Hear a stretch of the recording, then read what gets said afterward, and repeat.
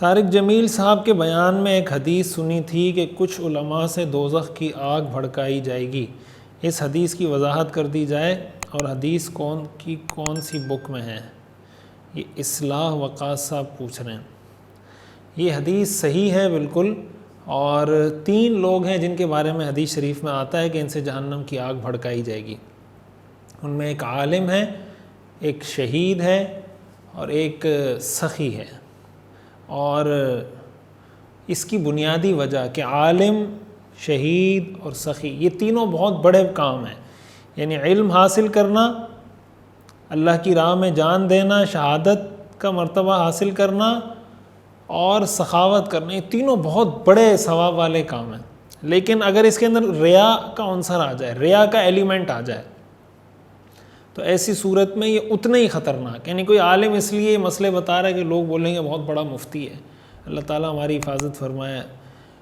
بڑا جناب علم والا ہے، بڑی جناب اچھی تقریر کرتا ہے۔ کوئی سخی اس لیے سخاوت کر رہا ہے کہ دنیا تعریف کرے کہ بھائی بڑا پیسہ خرچ کرتا ہے، اس نے تو بھائی پانی کی طرح پیسہ بہاتا ہے غریبوں پر۔ کوئی اس لیے اللہ کی راہ میں جہاد کرتا ہے کہ لوگ بولیں گے بڑا بہادر ہے، بڑا دلیر ہے، اتنا جناب یہ لڑ رہا ہے، جہاد کر رہا ہے، اپنی جان اس نے دے دی۔ تو حدیث شریف میں آتا ہے نا کہ ان اول الناس یقضى یوم القیامت علیہ رجل استشہد فأتی بہ، کہ جو اللہ کی راہ میں شہید ہوا اس کا سب سے پہلے فیصلہ ہوگا، لایا جائے گا، فعرفہ نعمہ، اللہ تعالیٰ اپنی نعمتیں گنوائیں گے، میں نے یہ نعمتیں کی تھی، فعرفہا، وہ کہے گا، اللہ تعالیٰ پوچھیں گے فما عملت فیہا، تم نے اس کے بدلے میں میرے لیے کیا کیا؟ تو جواب میں کہے گا قاتلت فیک حتی استشہدت، میں آپ کے لیے لڑتا رہا یہاں تک کہ شہید کر دیا گیا۔ قال کذبت، اللہ فرمائیں گے تم نے جھوٹ کہا، ولکنک قاتلت لأن یقال هو جریء، تم تو اس لیے لڑے تھے کہ کہا جائے بڑا جری آدمی ہے، فقد قیل، اور یہ کہا جا چکا، ثم امر به فسحب على وجهه حتى القی فی النار، منہ کے بل گھسیٹ کر جہنم میں پھینک دیا جائے گا۔ ورجل تعلم العلم وعلمه وقرأ القرآن، دوسرے نمبر پر وہ شخص جس نے علم حاصل کیا، دوسروں کو علم سکھایا، قرآن پڑھا، اس کو لایا جائے گا، فعرفہ نعمہ، اللہ اپنی نعمتیں گنوائیں گے، یہ نعمتیں کی تھی، فعرفہ، وہ اقرار کرے گا، اللہ پوچھے گا ما عملت فیہا، میرے لیے کیا کیا؟ وہ کہے گا تعلمت العلم وعلمتہ وقرأت فیک القرآن، میں نے علم حاصل کیا، پھر اوروں کو سکھایا، پھر قرآن پڑھتا رہا۔ اللہ فرمائیں گے کذبت، تو نے جھوٹ کہا، ولکنک تعلمت لیقال عالم، تو نے تو اس لیے پڑھا تھا، یہ سب کچھ کیا تھا تاکہ کہا جائے عالم ہے، وقرأت القرآن لیقال هو قارئ، قرآن اس لیے پڑھا تھا لوگ کہیں قاری صاحب ہیں، فقد قیل، یہ کہا گیا، ثم امر به فسحب على وجهه حتى القی فی النار،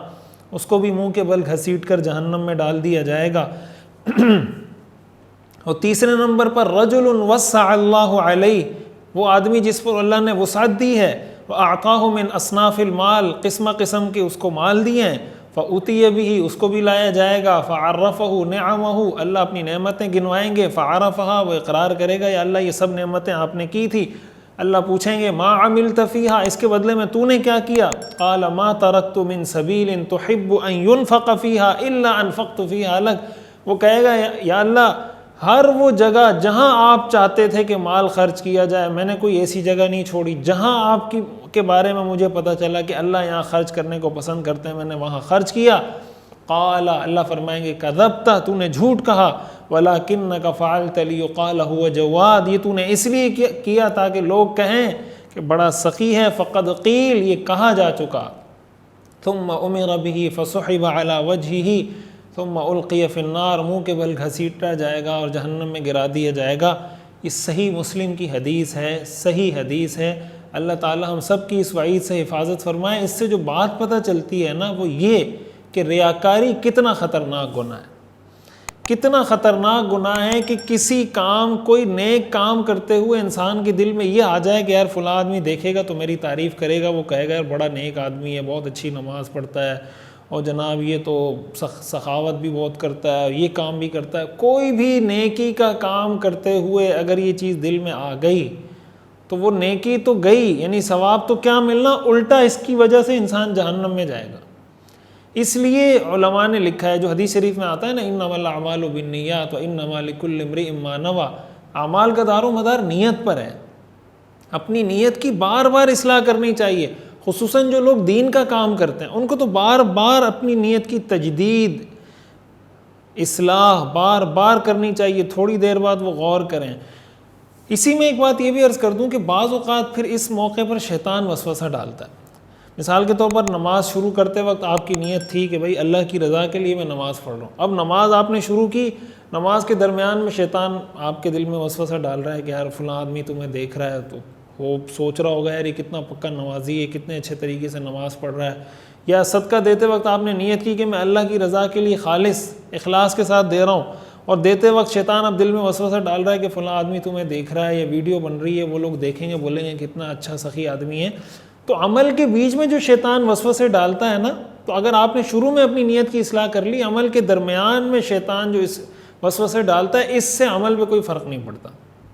اور اس کی وجہ سے عمل کو ترک نہیں کرنا چاہیے. ہاں جب یہ وسوسہ آئے، جب یہ خیال ہے، اس کو جھڑک دیا جائے، اس کو جھڑک دیا جائے کہ نہیں میں یہ کام اللہ کی رضا کے لیے کر رہا ہوں. یہ ایک جہد مسلسل ہے، ایک مسلسل محنت ہے، اس کی مشق کی جائے گی، بار بار کوشش کی جائے گی، تو اللہ تعالیٰ حقیقت میں وہ مرتبہ اور مقام پھر عطا فرما دیتے ہیں کہ جو اللہ کو مطلوب ہوتا ہے. پہلے انسان کی عادت بنتی ہے، پھر عادت سے وہ عبادت بن جاتی ہے.